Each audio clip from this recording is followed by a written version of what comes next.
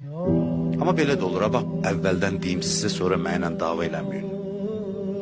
Bunu mütləq deməliyəm sizə. Birinə belə də olur hərdən.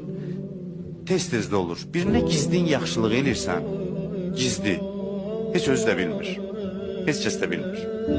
Allah da gəlir, deyir ki sənə, bax, qulaq asın mənə, deyir, mən də sənə kömək eləyim bu işdə, ixlası artırasan, deyirsən, ilahi, əlbəttə kömək elə.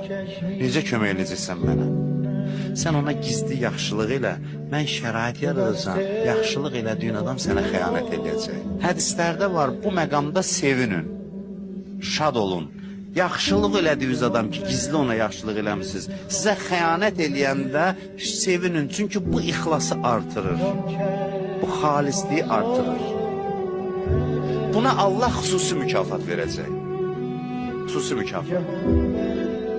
Qədri bilinməyən yaxşılıqlarınızın qədrini bilin.